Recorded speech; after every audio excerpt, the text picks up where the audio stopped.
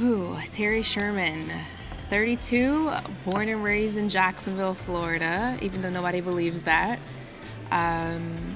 Business intermediary currently, so I specialize in selling businesses throughout the state of Florida, and a colorful background in music and entertainment. A freshman in college at Albany State University in Albany, Georgia, go Rams. Met a young man in my orientation group. There weren't many of us from Florida. Actually, I think there was 2 or 3 of us from Jacksonville and the whole class. And in my orientation group, met a guy, asked where I was from, told him Jacksonville, and he hounded me for an entire semester about a cousin that he had that was here in Jacksonville. It was like, yo, you gotta know my cousin. He's from Jacksonville. He throws the best parties. Now, mind you, I was a girl in college playing tennis, no interest in music. No one could have ever told me I would end up in music. Long story short, his cousin was Derek Washington, the late Derek Washington. And I came home Christmas break and took 2 of my friends with me, just wanted to, move around safely. It was like, I gotta go meet this guy. I had Googled him, so I thought it was, pretty legit.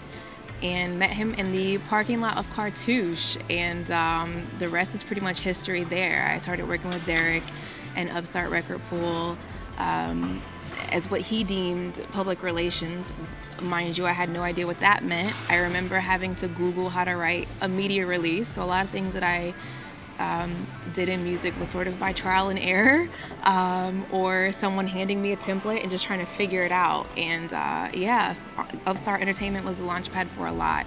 From Upstart, I moved to Tallahassee to go to FAM, and kind of started venturing more into public relations with the young lady that I had become acquainted with there. Ended up my first management client by means of a good friend of mine, Ed Gardner, and we started managing Choppa, the real Choppa, okay, Choppa style, not the one from Bad Boy, in 2007, which then turned into me working with the core DJs a few years later for a number of years as the marketing retreat manager, helping organize the biannual retreats. I skipped a big step, 2008. Ended up working with Lex Promotions out of Miami. So Lex Promotions, core DJs. Started working with a local artist named Spords, whom I've been a fan of since as long as I can remember, 2006 probably. And that's been one of probably my proudest projects. Also managed a producer named DJ Speedy in 2009, and yeah, that's kind of the short version of all that I can remember as I'm kind of put on the spot here. So still do some consulting, still do some kind of project by project stuff, but that's the gist of my colorful background there.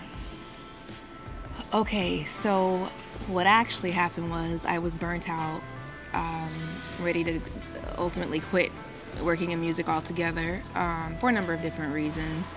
I think I was kind of at a different place in my life at the time and wanted to be a little bit more settled, I guess is the word. So I started applying for jobs, quite frankly. Couldn't get a job to save my life at the time. And I was on LinkedIn, saw a job posting that you needed a real estate license. I had gotten my real estate license the summer between my sophomore and junior year of college, so I had it, never used it. And I just applied for the job, and lo and behold, it ended up being in business brokerage. Again, never had heard of a business broker, didn't know what they did. And here I am 7 years later, and it's been great. Probably the only other job that I've been as passionate about as I was when I first got into music. All I wanted to do was work in music. It was that. Eat, sleep, breathe music. And thankfully I've been able to segue into something that I really enjoy. So that was that. How did I get burned out on the music industry? To start, I've always sort of had this maybe subconscious chip on my shoulder that I could do whatever the guys did. Not that it was like I had a point to prove. I just felt like I never wanted to be boxed in for what the female roles were assumed to be, right? Assistant, at the time, publicist, nothing wrong with that. I just felt like I wanted to run with the big dog, so to speak. So in doing so, it's a lot of challenges and being a young woman in music, being a woman period in music, it's that fine line between staying soft, but if you have a voice or you have an opinion, then you're the bitch. And it was like, where's the fine line? I'm not angry, I'm not emotional, I have an opinion and I'm firm, but it doesn't make me a bitch. But if you don't say anything, then you're too soft and you're completely overlooked. So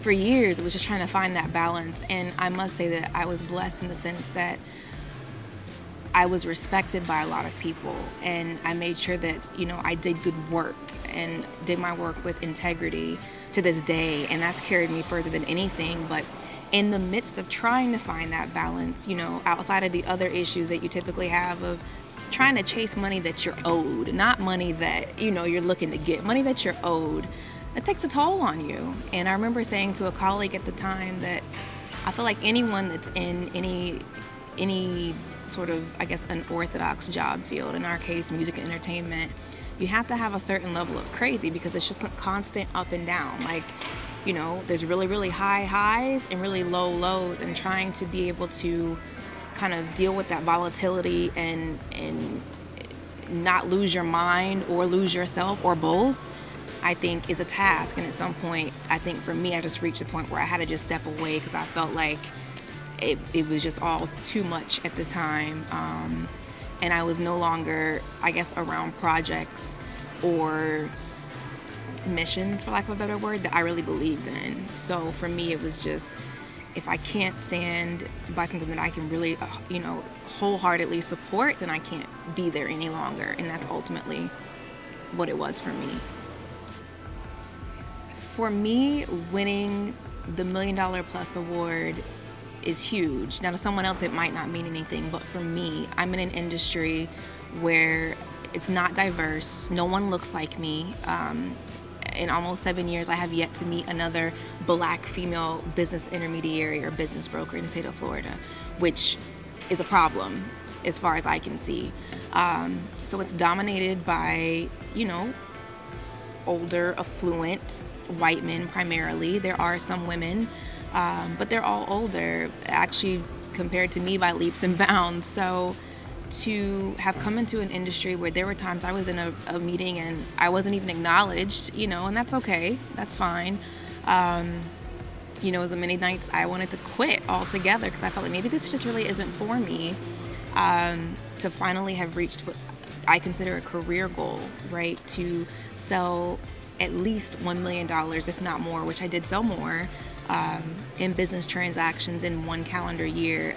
I'm very proud of that. And I think that for me, it sort of solidified me, not only for myself that, okay, well, here's the validation that you can do this, you should be here, but it also sort of validated me in the eyes of my colleagues because they're forced to then say, well, shoot, I guess she's not going anywhere, I guess we got to deal with her. So for me, it's something that I'm very proud of. And, I'm not someone that has necessarily gotten a lot of recognition over the years, gotten a lot of attention over the years, and I'm okay with that. I kind of like playing the back, but I guess every now and then we all sort of need that confirmation and validation that, okay, what you're doing does make sense, even if it doesn't to anyone else. And for me, I think that's what that was, and receiving that. Yes, so by means of Mr. Terrence Tyson himself, I was introduced to a gentleman here locally, fall of 2016. And at the time, we were actually all talking about a separate project that had nothing to do with anything that's since come. But long story short, he's in the barbering industry. And through that, shout out to BV and the Barber Life brand, I began working with him and his team that consisted of Angel Ross, a celebrity barber here locally, through whom I met another beauty professional named Naja, and began managing Naja. So I've been working with her for the last year and a half, and it's been great. Another instance of one of those, no one could have ever told me that I'd be working in that field either, but it's been a great ride, and they're a great group of people. And what I appreciate about it is that I guess it satisfies sort of the same hunger and passion that, the same game, if you will, that music provides for me. The difference is it's people that are doing real business, don't have to worry about certain elements in that arena, but still the same game. And that's been very enjoyable. So shout out to all of them, like very successful people in their own right. And I just enjoy being around like-minded individuals. I think that's hugely important for anyone. Because to me, that's where you draw the inspiration. Like, it's one thing to be sort of self-propelled and kind of fuel whatever ideas and aspirations you have, but all of our tanks run low, if not empty, on a good day. So surrounding yourself with people that are like-minded and positive and, all of those other synonyms, assertive and entrepreneurial and whatever else you could think of that is synonymous to those things, really helps. So it really helps me keep going as well. Versatile. That's the only word that I know to think of, because there's days that I go from the complete extreme on the left to a boardroom on the right in the same day. It's a constantly evolving thing. So I appreciate, and I consider it a gift that I'm able to sort of, I call it morph between all these different worlds, like that's the only word that I know to use. It's just versatile. So it's constantly just being able to kind of fit in whatever room I'm placed in, and just, again, figuring out how to swim because I just don't want to sink. That's been it. You can find me on social media on Instagram at mindyourbusinessfl, or visit my website mindyourbusinesstoday.com.